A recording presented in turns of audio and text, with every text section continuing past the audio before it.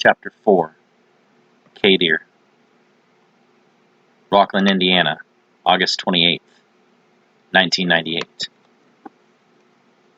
Caught in the river's pull, the body of Melissa Tyndall is carried downstream several miles before being swept ashore. The girl's wet locks cling to her face like waterlogged spaghetti, and her perfect white skin is now bruised and purple. Numerous small cuts and bites litter her form, having been removed by curious fish and turtles. Part of her t-shirt has been torn away after being snagged on a partially submerged limb. A shame, the rogue Yazita Cedrion says, looking upon the corpse at his feet. Wasted youth and beauty. Inyana has moved into the final phase of her revenge, adds Gadriel, Cedrion's lone subordinate. Both rogues bear the scratched-out insignia of the 8th Choir upon their once golden armor. Unable to be switched out for repairs or cleanings, the armor is dulled to a bronze color over the millennia. Even the white-blonde hair of the Yazita has darkened several shades over the years, due to being so far away from their home and source of magical strength, the heavenly realm, and Shar. The boy will not stand a chance against her. He still battles Ymura for control, while Inyana is able to completely subdue the will of her vessels. Without Ymura's full control, he will be killed with ease. Sighing, Cedrion flips Melissa's corpse over with his foot, as he is no longer able to bear to see her lifeless face. We cannot have that outcome. The future of our plans rely heavily upon that boy mastering control of Ymura and his abilities. If we interfere, our alliance with the Sicarii will be jeopardized. Should Inyana ever return to Averno, her influence will become greater than ever. None in that realm currently equal her in strength. Gadriel pictures Inyana rallying her descendants and their armies against the two Yazita in retaliation. She has shown she does not forgive betrayal, and we require her station in order to unite the 5 territories of Averno into a single military force against the humans. We cannot let her succeed, yet we cannot kill nor allow her to be killed. How can we possibly achieve our goals? We must weaken the bond of Inyana and her hosts enough to allow Jake to defeat her, yet not destroy her. It will not be an easy task, I know. Our only course of action is to force Inyana to abandon her current host, in favor of one that is significantly weaker physically, and one that is able to fight back against her influence. All the while not allowing her to realize it is we who have undermined her, Gadriel sighs. Cedrion nods before pulling out several strands of his hair and clenching them tightly in his fist. The hair glows as the Yazita rewrites the DNA contained within the follicles, before placing them in the hand of the deceased teenager. We shall guide the authorities towards Inyana's host, and with luck, force her to abandon it in lieu of incarceration or worse. Death, the elder Yazita says. Gadriel questions this plan. His bond weaker than Inyana's, Ymura was still able to overpower an entire force of police and detectives without being captured or killed. Have faith, my friend, Cedrion says, sensing the doubt in his comrade. We have waited too long for impatience to be our undoing. Rockland, Indiana, August 31st, 1998. Following weeks of intense media coverage, the town of Rockland, Indiana begins to slowly regain a sense of normalcy. State facilities reopened despite the students of the high school having to push through crowds of overbearing reporters. While some stop to speak with the media, the majority ignore them and try to take their lives back from the tragedy. Administrators break up the interviews whenever they can, attempting to control the narrative and play damage control for the school and its public image. I didn't know him very well, but I saw him around and stuff, the thin brunette sophomore tells the reporter, as she chews her gum with an open mouth. He didn't seem like overly weird or anything, though I did hear he was dating one of those goth chicks. He was a loser, Brad Henson says. Everyone hated him, and it's no wonder he snapped. He looks around, noticing several classmates shaking their heads in disgust. We were all lucky we weren't massacred ourselves. He showed up at one of our parties for a big game, and started a fight just a few days before he went on his killing spree. He was a psycho. I hope the feds put one right between his eyes. Jake had emotional problems. Someone should be putting him in a hospital, not chasing him around with guns like some wild animal, says Reagan Teeley. Did you know his father was murdered last summer? Did anyone think to give him counseling? How do you suppose that would affect you mentally? The muscular softball player continues, pointing her finger accusingly at the camera and raising her voice with passion. A small group of teens try to push past the reporters, who go into an immediate frenzy. Rusty Rigsby, is it true that you saw your cousin that same night he attacked the police department? The caramel-skinned female reporter for Circle 1 City News asks. When the boy ignores her and continues walking, she turns her focus to another member of the group, refusing to admit defeat. Amy Cross, there are rumors that Jake Stewart and you were romantically linked before the murders. Can you verify that information for us? Amy holds out a middle finger, never breaking her stride. What about the disappearance of your classmate Daniela Livingston? Do you think that Jake killed her as well and her body has not yet been discovered? Or do you think it's more likely that she was an accomplice of his and has gone into hiding along with him? Reporter Victoria Campuzano asks. Stopping after having heard more than he could take, Derek angrily turns towards Victoria. I can't speak for that girl, but no matter what you media vultures say about Jake, I refuse to believe he killed anyone. Jake spent his life worrying about the safety of his friends and family. If he saw anyone being picked on, he'd immediately rectify the situation. He is a good person. He isn't some deranged serial killer like you're trying to paint him as. He's not a murderer. Smelling blood in the water, Victoria presses harder. There are multiple witnesses placing him at the scenes of various homicides, including those of your own classmates, Evan Glaus and Melissa Tyndall. IMPD detectives in town investigating the murder of Lieutenant Dwayne Rollins along with the surviving staff of the Rockland Police Department all positively identified Stewart as the killer. Derek is caught off guard. He's heard all of the allegations before, save one, the death of Melissa Tyndall. Melissa is dead? Derek whispers. Her body was discovered Saturday afternoon by a pair of fishermen along the Harrison River. I have to go, Derek stutters, running off to catch up with his brother and Amy. Victoria triumphantly turns to speak with her cameraman. Did you catch that? He knows something. Catching up with Rusty, Derek immediately repeats what he's just heard from the reporter. Did you know that Melissa was dead?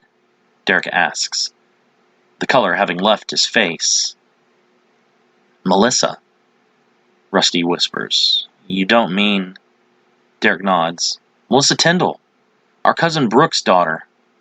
The eldest of the Stewart children, Brooke's father is over a decade older than his siblings, and thus, his daughter is actually closer in age to his younger sister, Sue, than to his first cousins.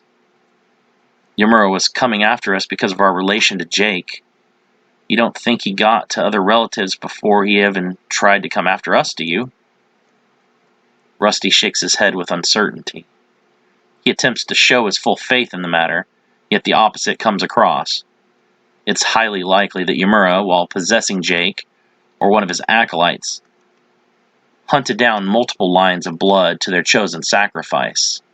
He begins to wonder even if the disappearance of his uncle Ian, Jake's father, too is connected. We have to keep our support for Jake strong. We're among the only people in the world left that know the truth. The police or the media will never accept demonic possession as the answer. If Jake is ever found, he won't stand a chance. They'll crucify him, Rusty says. I just can't believe that any of this is actually happening, Derek says near tears. The deaths of family members is tragic in of itself, but adding it on top of their Uncle Ian's disappearance, Jake's troubles, and the knowledge that Melissa was just murdered is too much for any of them to bear. Rusty nods. The rest of the family is going to need us to remain steadfast. If we are this upset, I can only imagine how bad Mom or Grandma or even Aunt Anne are doing. We have to be the rock that holds this family together and strong. The rest of the family needs us more than ever right now. I wish there was actually something that we could do. I feel powerless. Our family is collapsing all around us, and we can only sit by and watch the carnage unfold. What would you have us do? If the police haven't found another killer, how could we? And if we did manage to find them, what if it really was Yamura after all? Do you honestly think that the two of us would be able to defeat him all alone? Derek does not reply. He knows that what his brother says is true. In a battle against Yamura, Derek has no illusions that he wouldn't be more than a liability to Rusty than a help. Rusty may be a great fighter, but left to face Yamura solo, he would not be victorious. Remembering the good days before jealousy in Yamura, Derek wishes there was a way to return things to the way they used to be. He knows it to be an impossible fantasy, but the world around him is quickened into an unforgiving and terrible place. In an ideal world, one's cousins do not become possessed by demonic-like creatures or get murdered and dumped into rivers. The very thought of Melissa's body being tossed into the water like garbage enrages the teen more than he has ever before felt. Melissa was friendly, kind-hearted. She was the type of person that, even if you'd never met her before, you'd be in a better mood just by having her nearby. Is she really gone? Derek whispers. He knows the truth, but prays that this is all some sick nightmare, and that soon he'll be awakened from it all. Derek recalls a time in middle school when he had a crush on one of Melissa's friends named Cassie Ruback. He didn't have the courage to ask her out because of his cousin. The groundwork was laid. Melissa talked him up quite a bit, selling Derek to her friend as if she were trying to earn a commission. They didn't date for long, but Derek will always remember how Melissa went to bat for him. Rusty can tell his brother is very troubled by the ever-darkening world around them. The knowledge that their cousin is not only dead, but also murdered, is just too much. He is surprised that he has been able to hold together his own sanity thus far. Rusty has to be strong for the rest of his family. One more hysteric child is not something that they need to deal with right now. Mature beyond his years, Rusty must take up the vacant role of elder brother from Mitch, who seems to be so continuously wrapped up in his own social life that it's difficult to tell if he either knows or cares about the plight of the rest of his family, or the pain that they're going through. We'll get past this, Rusty comforts. Melissa was in his grade, and he knew her probably better than any of her other cousins. She was in his freshman English class, and she had even begun to forge a friendship with his girlfriend Amy, after the girls found themselves in biology class together. Amy had told him that Melissa was going to be her partner for the upcoming frog dissection lab. Neither girl was looking forward to the cutting open of the Lake Kermit, but it made Rusty smile nonetheless. If it was Yamura, can the police really stop him? Derek pauses. And if they do, won't they kill Jake? Yeah, probably. We tried to stop Yamura without killing Jake, but apparently that was just a band-aid. Yamura will resurface again, and again, so long as he's within Jake's body. Jake would rather die than be responsible for the loss of any more lives. I really believe that. You told me that Danny could use magic. Why can't she just remove Yamura with a spell? I don't know much more than you do, but I guess that magic just simply doesn't work that way. If you don't know the correct words, I suppose nothing will happen. That's some bullshit, Derek grumbles. He always imagined that magicians were all-powerful characters that could do anything, like Gandalf or Merlin. Magic was always some kind of mystical force capable of altering matter, bending time, and making the very heavens to shake. To think that they cannot even remove a single parasitic soul from his cousin's body with magic is a major disappointment. She's learning how to become stronger, We can only hope that she discovers how to save Jake since we can't. Dirk frowns, biting his lip.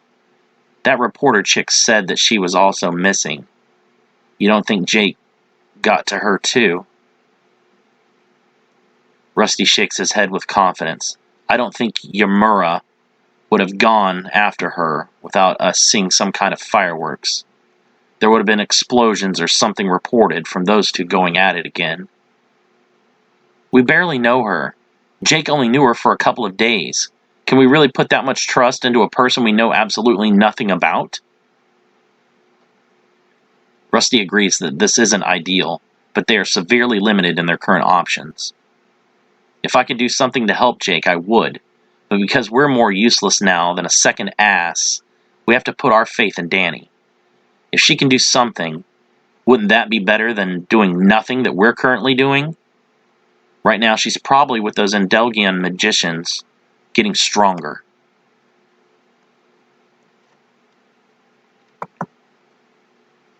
Brooke Tyndall, formerly Brooke Stewart, stands in front of her walk-in closet, staring at the seemingly endless excess of clothing before her.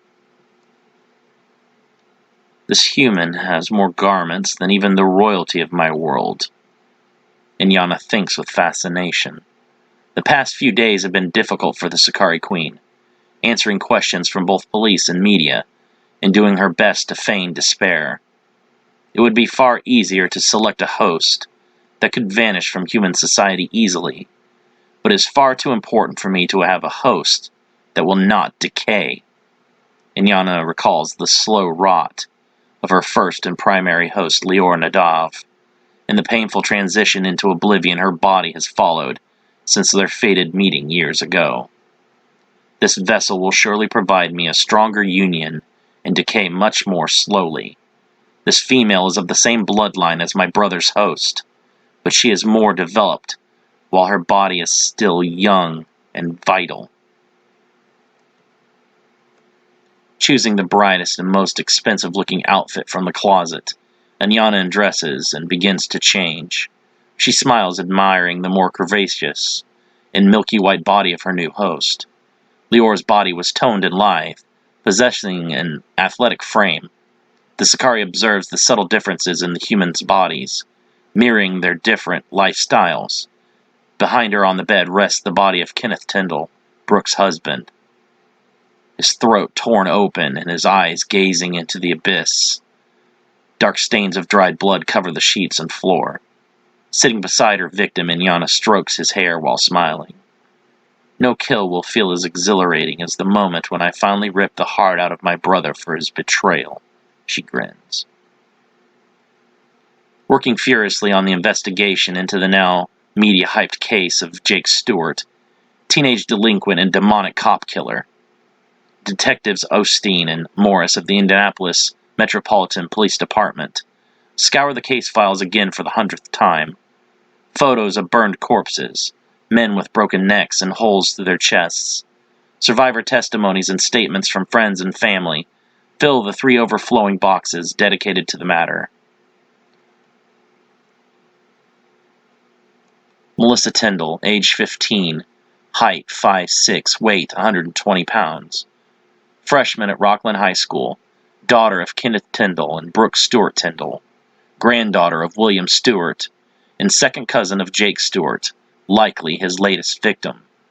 The photographs taken at the river by the medical examiner show the heartbreaking decay of youth and beauty, a bright flame put out before ever truly catching. Dark bruises cover her throat, showing signs of strangulation, but upon further examination it was revealed that her neck was crushed by a great force. The bruising pattern is difficult to decipher, after suffering bloating and wildlife interference, due to the time spent in the river. It appears to the investigators that a single hand was used to crush her throat, with the hand size being smaller than typical of a full-grown male needed to produce that much strength. Stewart killed his cousin and dumped her body in the river. I'd say that's the obvious part, Detective Morris says, staring at the photographs of Tyndall's neck from various angles. He has the strength, the history, and the motive. Detective Osteen looks up from the medical examiner's report. What motive is that? Stewart seems to have been hiding with relatives to have dropped off the radar so quickly and completely. Tyndall likely knew where he was held up and threatened to go to the authorities with the information. The scenario seems to fit well, yet Osteen is still troubled by the lack of evidence, as well as the information they already possess that seems to contradict this theory.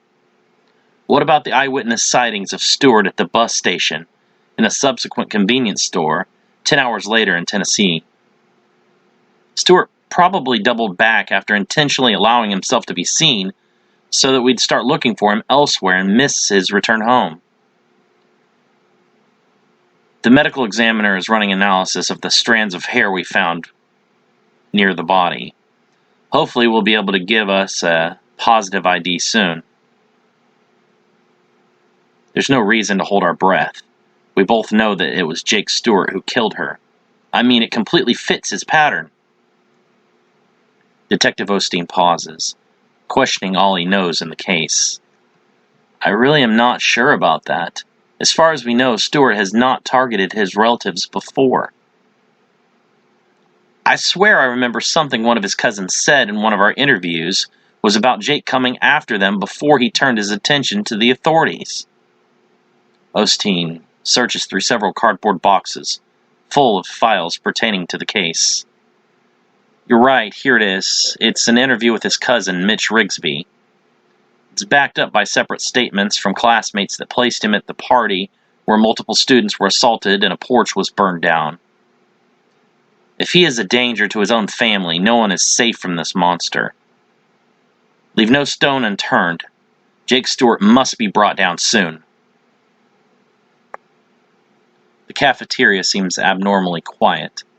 Despite the media fanfare outside, the students as a collective are very reserved and nervous this first day back to normal operations. All but a handful of teachers are too sympathetic to assign any real homework, and dozens of students are pulled from each class for sessions with state-approved grief counselors. Both Rusty and his brother Derek have been recommended for ongoing counseling to deal with their cousin being the mass-murdering villain, Jake Stewart. During their first session, after being pulled from economics class, Derek walked out on the counselor in anger. I couldn't stand there and keep hearing him call Jake all those terrible things, Derek said to the principal, having had to defend his actions. Nothing has been proven, yet everyone has turned against Jake. Anyone that really knows him knows he isn't a murderer. Principal Jenner is not swayed by the distraught relative. He watched the news reports and saw the behavioral decline of Jake after returning from his summer break. Derek's reaction was still far better than that of his younger brother. The counselor's office looked like a tornado came screaming through after Rusty's furious outburst. The counselor suggested Jake's murdering may have stemmed from abuse of a sexual nature or from repressed sexually deviant feelings. The same counselor suffered abuse of a fist to his nose nature.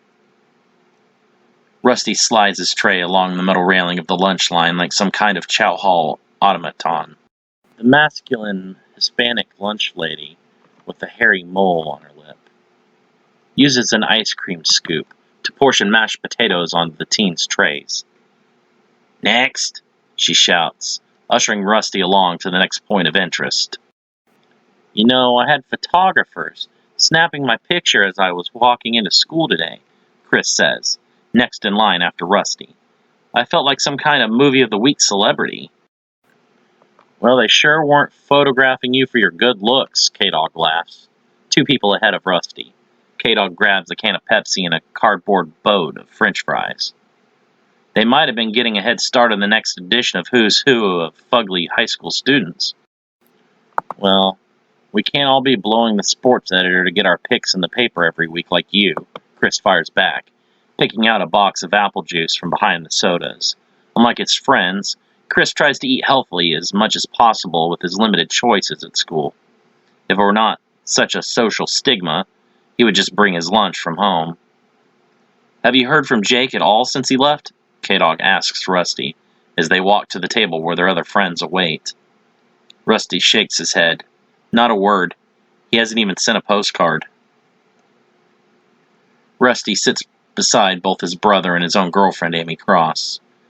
It's difficult for either of them not to think that the blossoming relationship between them played a part in Jake's mental decline. Regardless of his jealousy, hurt ego, or broken heart, Rusty knows that Jake could never have killed those people. It was the monster, Yamura, that was responsible for claiming those lives. Even Amy, who was there at the police station, has been difficult to convince that what she saw wasn't what it seemed. "Can you blame him?" Chris asks, sitting down. "The police would just look at the zip code the card was mailed from, and then they know where he was at. They probably even have your phone bugged." "They can't do that without your permission," Gavin says, seated to the left of Rusty and their other friends Red Hawk and Garcia. "What century do you live in?" Chris mocks. "The police can do whatever they want, and they don't have to tell you shit." "Yeah, the whole if you ask a cop if they're a cop and they have to tell you thing is total bullshit. I've seen it on Dateline once," Red Hawk chimes in. "The hell does that have to do with anything?" K-Dog asks, opening his Pepsi with a loud hiss. "Your paranoia is showing." "It's the truth. The police state has free rein to do whatever they want with no consequence. I even heard they're building internment camps for those who resist the martial law when they put it into place," Garcia adds, agreeing with Red Hawk. "Let's be honest with ourselves here. We were all friends with a suspected serial killer. I really don't think we have much of a moral high ground," K-Dog says. "You don't believe he actually did any of that shit, do you?" Chris asks. "No, but you have to admit how weird Jake got over the summer." K-Dog dips several fries in ketchup. "When he came back to school, he wasn't the same person we knew. Not anymore." "Jake did not kill anyone," Derek shouts. Several students at other tables steal glances backwards, before returning to their own conversations. "It's all just a bad dream," Amy whispers. "I'm going to close my eyes, and when I open them again, Jake will be sitting here laughing with us." Makes more sense than a story about some demonic creature taking over Jake's body and using it to kill people. Look, Jake was one of my best friends for years, and I'm trying to give him the benefit of the doubt. But seriously, I just don't believe in demons. "That doesn't change the fact that it's true," Rusty says. "You weren't there. I was. I saw the differences between Jake and that monster. I saw Amy and Danny both die and resurrect. I saw that Yamura creature cause explosions and fire with magic. The whole experience was traumatic. I'm sure your subconscious is just trying to fill in the holes and explain what you saw the best that it can," K-Dog argues. Rusty becomes angry, glaring at his friend. "I'm not crazy, and I'm disappointed in you. How can you call someone your friend and not have their back when you need them the most? When that friend kills people," K-Dog fires back without hesitation. "I can't be associated with that. I have a bright future ahead of me, and I won't let this shitstorm drag me down with it." "Doesn't make any sense to me," Chris says, trying to interrupt. Rusty has already explained the true version of the events that day to Jake's closest friends in hopes that they too would not believe the media narrative and abandon Jake when he needs them the most. I mean, really, Jake was possessed? The dude we've all known for years was walking around us, and it wasn't really him at all? Magic spells, a city of magicians, inviting that goth chick to become a member, and that's why she hasn't been at school? Oh yeah, and both her and Amy dying and coming back to life. Can't forget that little gem." Amy rubs her throat, still vividly remembering her neck being snapped. A white light began to overtake her and slip her consciousness into sleep. But Rusty wouldn't let her go. Somehow he was able to keep her anchored to her body, and in an instant she was revived by Danny's magic. If she could ever doubt that what she and Rusty saw was real, this memory tosses the doubt aside completely. She cannot look upon him with anything but a soulful longing, as if they are still joined from that moment forever. So if magic and all that is real, then why couldn't the dudes from the Magic City remove Yamura from Jake's body? K-Dog asks. Of all their friends, K-Dog has always been able to cut straight to the point. Rusty, too, has wondered this question, but as of yet still has no answer. He merely shrugs in response. Of everyone seated nearby, Gavin is the quietest. Like the others, he too has been a childhood friend of Jake's, and wants to believe he is innocent of the atrocious charges laid on him. The talk of magic and powerful demonic creatures, instead, captures his interest far more than the plight of his fugitive friend. Did Jake know magic too? Gavin asks. He often wondered what Jake was talking about. Sometimes in the past year he referred to auras and strange things like that. Had he truly learned something as powerful as spellcraft, and neglected to share it with his friends? A streak of strong jealousy runs through Gavin, and he tries his hardest to bury it beneath the same outward concern for Jake as the others. The news reporters are spreading around rumors that Danny Livingston is dead too, Amy says. They're adding crimes to Jake's head that haven't even occurred at all. You know for sure that she's alive? Gavin asks. If Jake did learn magic, that strange goth chick was the one that taught it to him. Amy herself said that Danny healed her broken neck with a spell, he thinks. I gave her my AOL and email address before we went home afterwards. She sent me a message a few days ago asking how I was doing and if I was experiencing any after effects from her healing spell. Amy replies, having only cast the advanced Dukan Hala spell only this once. She has been self-conscious of having performed it correctly. If another person's life was damaged due to her actions, the guilt would be unbearable. You could always give me your AOL and email too, in case you need to talk. Caedere laughs. Rusty punches his friend in the shoulder, but appreciates his attempt to lighten the tension. I was there. I saw him. I know for a fact that it wasn't Jake that did those awful things, Amy says. I believe you guys, Chris says with a loud sigh. I guess that makes me crazy too. Some people need proof to believe in things they can't see, Garcia adds. Faith in your friends isn't that different from faith in a god. There's no way to prove that Jake isn't a murderer. Maybe Caedere is right. Our association with him may only give us all bad reputations, Gavin says timidly. You of all people should stand by Jake when his character needs defending, Derek says accusingly. His statement brings back a memory to Gavin that he wishes did not exist. Jake came to our defense against Brad and his friends. He's a good person who would never be capable of the evil they're blaming him for. Gavin recalls the party where Brad and his teammates dressed him in women's clothing in order to humiliate him. If Jake had not arrived with the sole intention of rescuing him and Derek, much worse things surely would have befallen them. What happened to Jake over the summer changed him. When you looked at him, he just wasn't the same person anymore. The way he looked, the way he spoke, even the way he moved was all off, Caedere says. That was the demon Yamura's influence. Even before he was taken over, Jake's spirit was being readied with dark magic, Rusty says. Gavin pounds his fists on the table, making everyone jump. Chris's juice box tips over, spilling a few drops before he's able to right it. There is no such thing as magic. Stop lying to yourselves. Whatever had happened to Jake was psychological. His father disappeared without a trace. He lost Amy to you. And he had the constant pressure of trying to keep Brad and his dumbass buddies from terrorizing everyone not in the same tax bracket as their parents.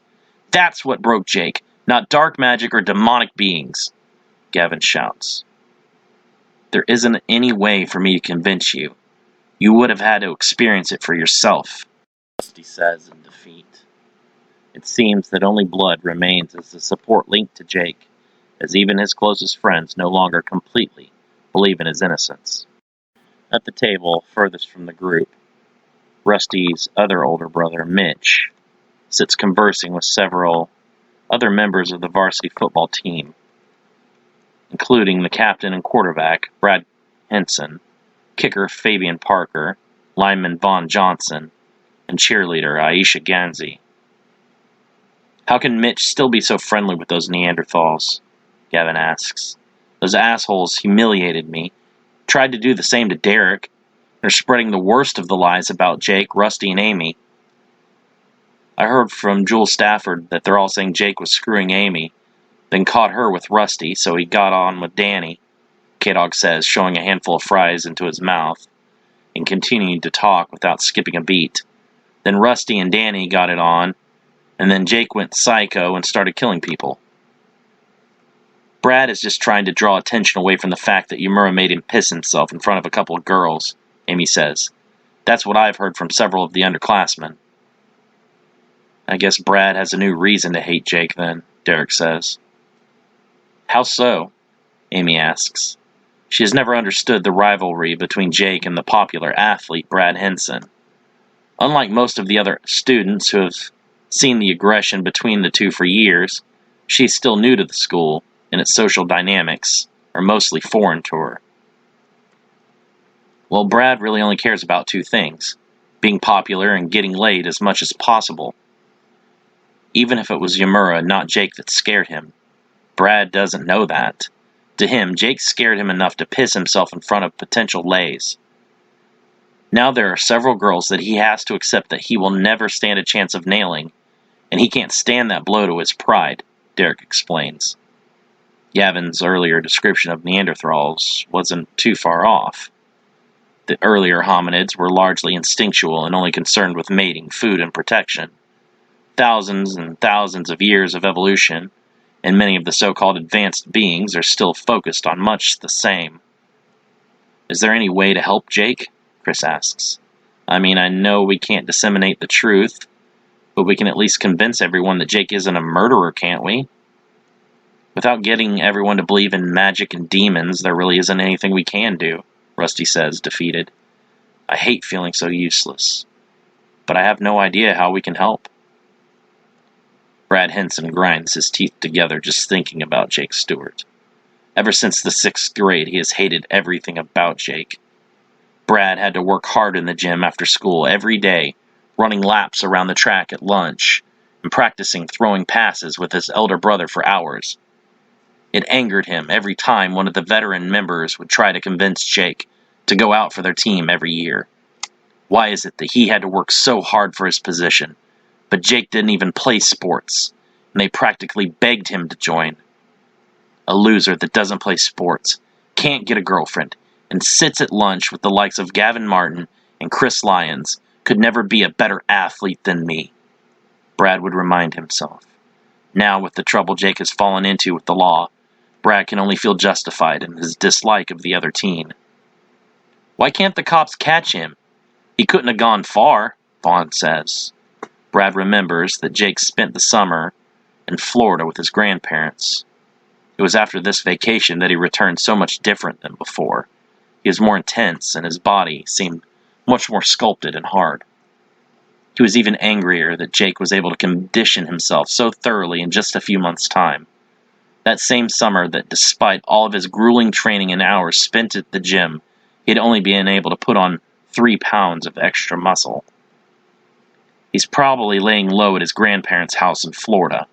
I wouldn't be surprised to find out that the cops are already down there waiting for him. He'll be on the news in shackles, being perp-walked by the end of the week, I guarantee, Brad says. Mitch is silent. He, on the other hand, knows that it is not Jake, but Yamura that killed all of those people. He also agrees that it won't be long before Jake is arrested. No one will believe his story, even if it is the truth. At best, Jake will be put into a psychiatric prison ward. Death by cop will be his most likely ending. As much as he and Jake bickered back and forth and feuded, he never imagined that one day the whole world would be set against his cousin. Defending Jake under these circumstances would be social suicide. Mitch would become as toxic to the in-crowd as Jake himself. He doesn't want to lose that golden key to the perks of being popular. He would immediately lose his access to the parties, the girls, the respect and admiration of those who are either unlucky or less fortunate to have the same opportunities. And also the girls. When that sexy reporter with the tan skin and Hispanic accent pushed that microphone in front of him, he couldn't help but look out for his own interests. Jake was always on edge, ever since we were kids. He was that kind of kid that would push you when the adults weren't looking and wait for you to get yelled at for pushing back. He was always frustrated, with the females. There was this one girl he tried to date, but she liked me instead. I mean, can you blame her? He said with a grin and a wink towards Victoria, who merely rolled her eyes off camera at the testosterone-addled teen. He'd spaz out and go into fits of depression. He even killed the dog of my little brother's girlfriend for fun or frustration. Hell, he may have even gotten a sexual gratification from it for all I know. They say all the crazy killers tortured animals as kids, right? In the possession of her body, Inyana flips through several of Brooke's photo albums, drawing upon the still present but stifled memories of her host.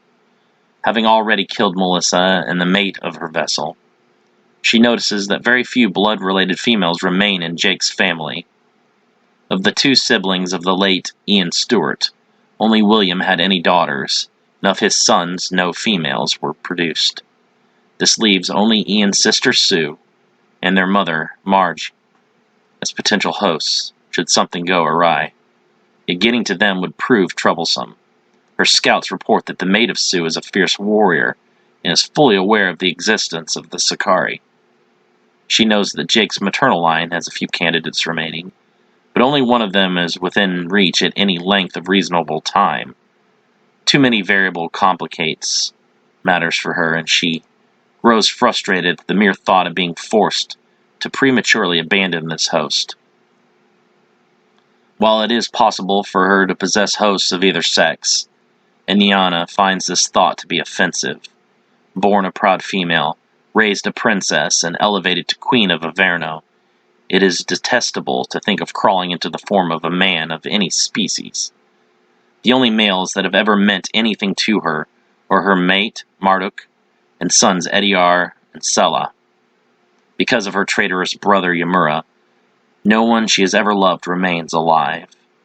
She assumes that the descendants of her heirs will love her and she them, but she must first deal with Ymura and reopen the pathway home. Standing, she moves to the mirror and observes the body of her current host. By any human standards, Brooke possesses natural beauty and a fit, athletic body. To a Sakari, whose physical training daily is needed to maintain a firm mastery of both magic proficiency and combat prowess, the body is less than ideal than that of her previous host. Leora lacked that X-factor needed for a permanent spiritual bonding, but the young grad student's body was far more physically conditioned. Firming the buttocks and flattening the stomach may appeal to humans, but a fit body to Inyana requires a strong constitution, durability, and stamina. She laments the loss of a useful host, but being outside the bloodline of a vessel-ready human, Leora's body could not withstand the constant energy pressure generated by a second soul, and was eventually consumed by it. By the time she was discarded, nothing of Leora remained but a husk. Inyana has still not yet discovered what secret it is that bloodlines such as Jake's possesses, in order to sustain spiritual bonding without cellular deterioration. Not belonging to one of these chosen bloodlines, Leora's body slowly decayed and became more of a hindrance than a convenient vessel, thus creating the need to search for an improved host. How long Brooke's body will hold out remains to be seen, but being related to Jake, a vessel selected by a Yazatan spell from the Book of the Black Earth, almost guarantees a healthier bond between body and spirit. Whispering words of power and visualizing the ancient Yazatan glyphs in her mind, Inyana conjures a small wisp of air element in her hand. The wisp dances in a circle propelled by self-generated gusts. Fueling the wisp with more of her energy and changing its shape, Inyana concentrates and molds the air element into a violently spinning blade. Fierce winds topple any furniture remaining erect and cuts deep slashes into the walls and floor.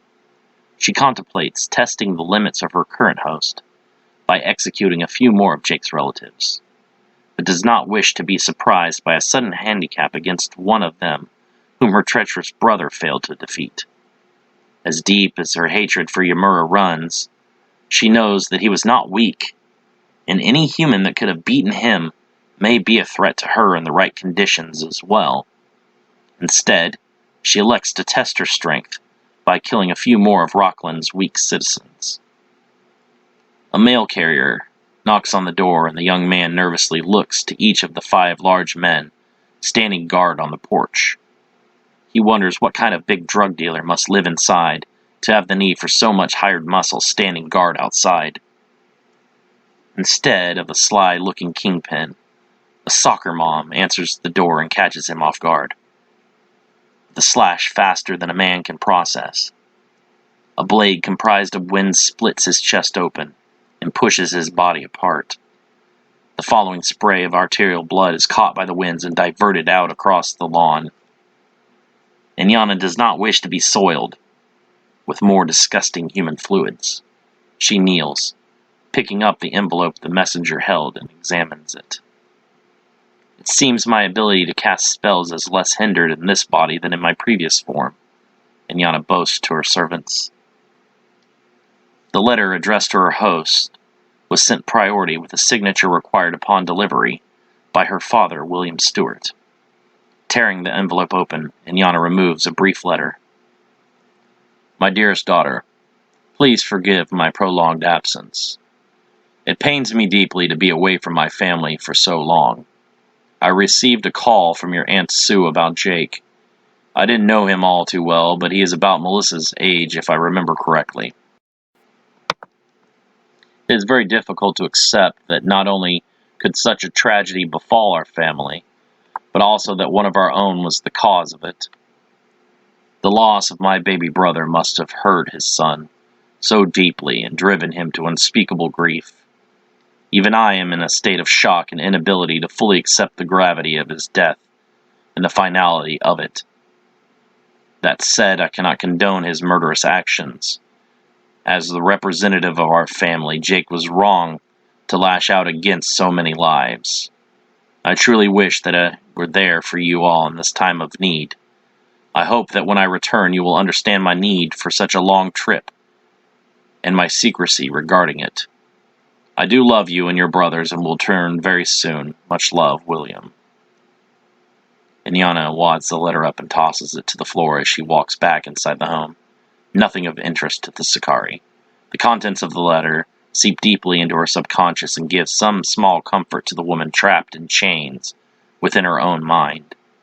Brooke is no longer able to influence any action her body takes, and every attempt only tightens her bonds and enhances her grief. She wishes she could just die, reliving the murders of her daughter and husband over and over again, unable to ever change the outcome. Ordering her servants to dispose of the mail carrier's body and clean up the mess inside, Inyana is aware that a single visit from the police is unlikely in a murder investigation, and that eventually they will show up again for a follow-up. When they catch on that Brooke's husband did not skip town, and is in fact dead, she hopes that she will be well on her way to intercept her brother's vessel. She intends to leave behind several of her servants to slow down any of the authorities that come poking around. My queen, has your brother's vessel been located by Santia yet? Kara asks, bringing Inyana her lunch, medium rare roast beef and various greens. Not yet, Inyana replies with annoyance. He has not been sighted since his escape from Khan. Is it possible that Khan's forces somehow managed to kill him? Inyana laughs. If such was the case, I would have been notified. Khan was an arrogant fool that underestimated my brother. He is paying for that mistake in hell. She takes the plate of food and sits down to eat. When my brother does surface again, he shall be in for a great surprise. I shall be there to personally greet and repay him for 10,000 years of anger. Rusty and Derek sit outside on their porch as the sun begins to set on the horizon, casting an orange glow. Mitch is gone, partying with his football teammates, and Amy has returned home for the night. None of this makes any sense, Derek says with frustration. Both teens had been thinking all day over what the reporter had said about their cousin Melissa and her body being discovered only days prior. She wasn't even missing. I made some calls and her friend Jamie saw her on Friday in Bloomington. They met up at 5 and hung out until 9:30. She could only have been dead, at the latest 9:30, until being found by the fishermen on Saturday, Rusty adds. How in the hell can the police try and tie this to Jake? He's been out of the state this entire time. Unfortunately, they don't know that. The cops and the feds have no idea where he's been hiding. Trying to clear Jake's name would only lead to his arrest. Rusty pauses, contemplating the alternatives. Or worse, his death.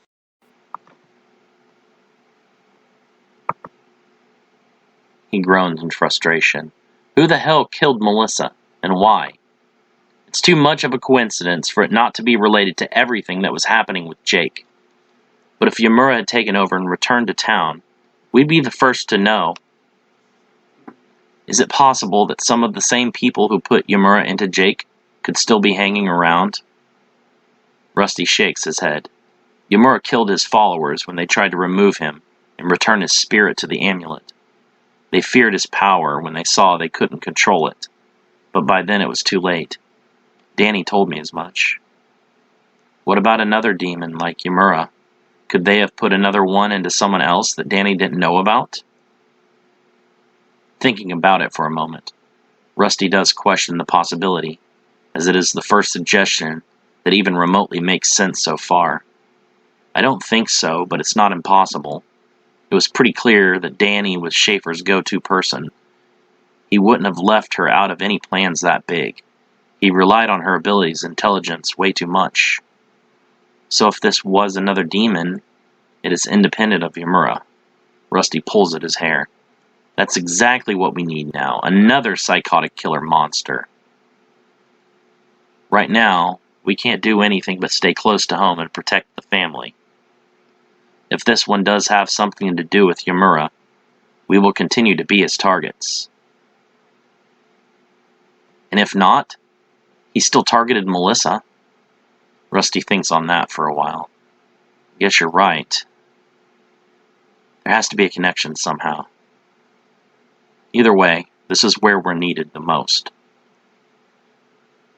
Pulling up to the home of Brooke and Kenneth Tyndall, Detectives Morris and Osteen immediately note the presence of 4 men and women standing outside on the porch like sentries. Both of the men instinctively check to make sure their weapons are at the ready before exiting their car. Is this 76 Pine Derby Crossing? Detective Morris asks, approaching the home slowly with his right hand steady on the release strap to his sidearm. The people outside are unresponsive, as if in a daze. They are obviously conscious, but do not seem to even acknowledge the question posed to them. A third woman emerges from the home, dressed in a tight black mini-dress that barely covers. The detectives doubt she is wearing the outfit in mourning. The woman seems more alert than the others, and as soon as she sees the police officers approaching, panic flashes in her eyes briefly, before she resets and becomes shrouded in a calm confidence. Brooke Tyndall? Morris asks, now at the bottom porch step. No, I'm her sister-in-law, Jane, she replies, flashing a faux smile. All of Morris's instincts tell him that this woman is hiding something. They all your family? He asks, moving his hand to gesture at the others on the porch.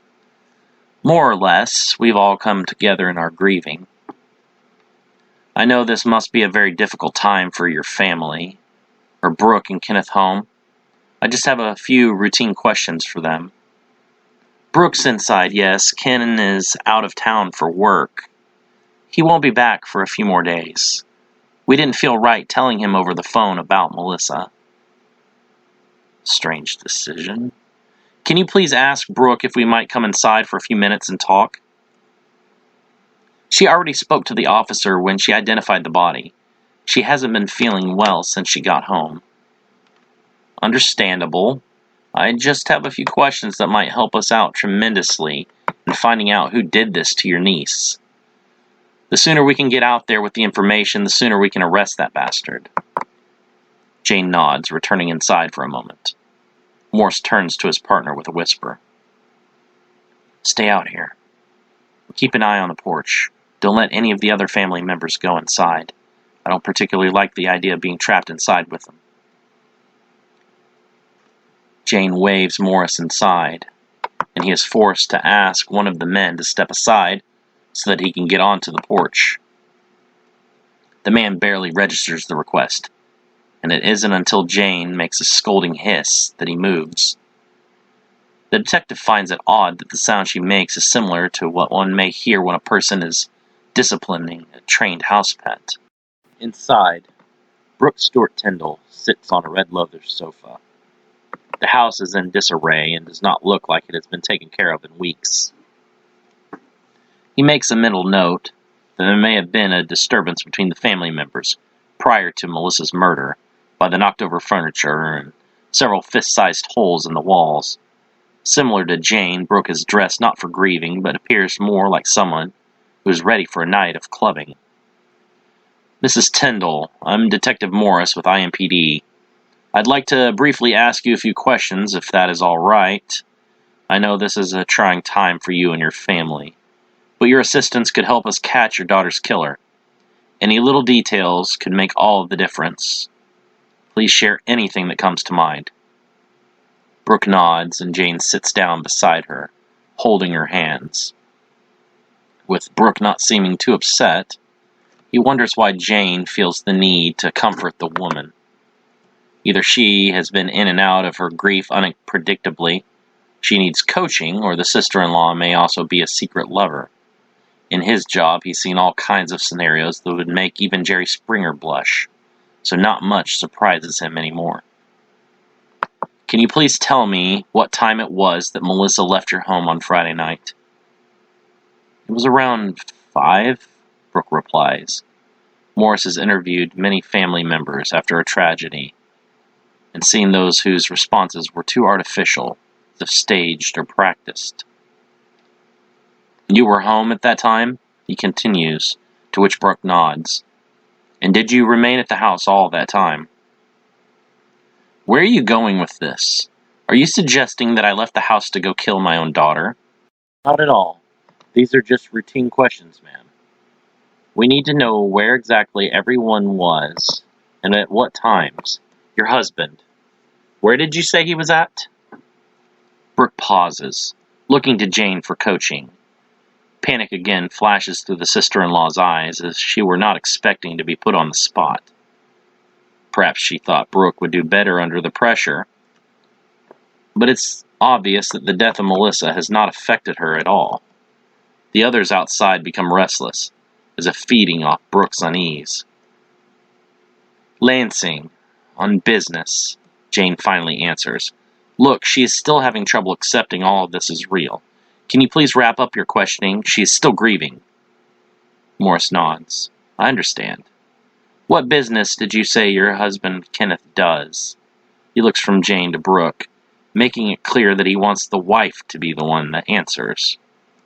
Inyana tries to scroll through her vessel's memories, but finds them scattered and broken. Finally, finding an image of Kenneth Tyndall with a trucker's cap and standing beside a big rig, she replies, He's a truck driver. Ecritique Trucking. Nodding again, the detective jots down some notes on his pad. Kenneth Tyndall hasn't been a truck driver since 1987 and is currently a warehouse manager for Food Tiger grocery stores. The fact that she was unable to correctly identify her husband's profession within a 10-year span is alarming. Morris wonders if perhaps Brooke has a severe drug problem. Do you have a number at which your husband may be reached? I will need to speak with him as soon as possible. He still doesn't know about Melissa. I don't want him finding out this way. He needs to be around family for support when he learns, Jane says excitedly. I'll be in touch. Call me as soon as Kenneth returns. Morris hands Brooke his contact card and leaves to Osteen's relief. It felt like they were closing in on me, Osteen says as they reach the car. They probably were. I think if I probed too much, one of them would have reacted in a bad way. The two women definitely know something. The way they lied about Kenneth's absence, I think he was involved, and they may be covering for him. You think he killed his daughter and they're hiding him? Morris nods. We need a search warrant so we can check under every mattress for Kenneth Tyndall. Flag him as a serious person of interest. I don't want him showing up at a Speedway or a Crystal Flash store to buy smokes without us being alerted. Inyana curses, throwing a desk lamp across the room. That could have gone better, Kara says, no longer having to maintain her charade of Jane. I'm not used to all these human procedures. When I last walked in this world, murder was commonplace. Inyana hisses in frustration. It still is, but we sure came across as suspicious. Could you not have tried to cry or something? We weren't very convincing. Irritated, Inyana backhands Kara. The young woman flies across the room, slamming into the wall. Slumping to the floor, she cradles a possibly broken arm and tries not to scream out in pain. Blood runs down her lips, and she quickly wipes it away, so as not to further offend her queen. Careful with your tongue. You and I are not equals. Kara nods, saying no more. We must ready ourselves for another visit by the lawmen. When we are unable to produce this vessel's mate, they will return. Her devotion to Inyana is unwavering. In her presence, Kara feels as if she is radiated by the sun itself. An electrifying charge fills the young woman and leaves her always wanting more. More time with Inyana, more exposure to her power. She believes the feeling to be akin to being in the spirit as some of the more radically devout of the religious sects are described as being overcome by some otherworldly presence supercharging them. These people cannot describe the feeling, yet they cannot sit still. They must dance, sing, and shout praises to the sky. Sometimes this connection can lead to much darker things, such as killing for more of that power that comes from beyond the realm that which we find familiar. Kara continues to shake, holding out her hand, which remains trembling with fear. Most often, Inyana is a well of great strength and inspiration. She is a motivator and a goddess. Kara strives to do only her absolute best to make her patron proud. It is these rare moments, when her best is not good enough for Inyana, that the dark other nature of the queen manifests. Never before has Kara heard a voice so threatening and cold. Inyana's anger rattles her to her very soul. The Sakari queen leaves a lasting impression that Kara will always carry with her, a deep-seated fear of never wanting to present failure before her. She leaves anyone in her presence feeling as if she could not only kill you, but everyone you've ever met, down to the old man who bags your groceries each week. Despite her blessings and gifts of power, deep down, Inyana does not care for any humans. Humanity, in its very existence, disgusts her. Kara would be a fool to think otherwise. Days, weeks, months even later, Kara can still feel the heat and power of Inyana's blood within her. Like a drug, she craves ever more. The high she experiences from the Sakari's blood is beyond any stimulant or orgasm she could ever have. Even when she knows the relationship is volatile, abusive even, she returns to her dealer, her demonic goddess, because she wishes again to be tapped into that vast reservoir of strength. Stupid, Kara thinks, chastising herself and trying to shake the fear from her limbs. I have duties to perform in the service of my queen. Inyana's threats ignite the sparks of doubt deep inside of Kara's head that she desperately tries to ignore. Faces of people, now long forgotten, flash through her mind. Were these people once important to her? Is that why even now they linger in times of conflict such as this? She briefly recalls a life before she ever encountered her patron. She remembers a life where she was not simply chasing a high. Did she have children, a husband maybe? She cannot remember details as fine as these. Images flash through her at rapid speeds, and she catches sight of two boys. But for all she knows, they may have been brothers or childhood friends, or maybe people I've killed in my queen's service. She wonders why her fear dredges up these old memories to the surface, that had long ago been left for dead. That old life had been discarded. She exists now solely to serve her goddess. Soon Inyana will rule the world, and Kara will stand with her sisters at the side of the queen as her most favored, as her pets. No, that's not right. Why did I think that? She again chastises herself for ever thinking that word. We will be her chosen. The rest of humanity will be far below us in stature. Me, Santia, and... No. Emil is dead. Kara frowns, annoyed that her thoughts are jumbled so. She wonders why she feels no sadness at remembering Emil's death. She was one of her new sisters, anointed by Inyana. She should feel something. Instead, she only has an emptiness in her heart, where those emotions should reside.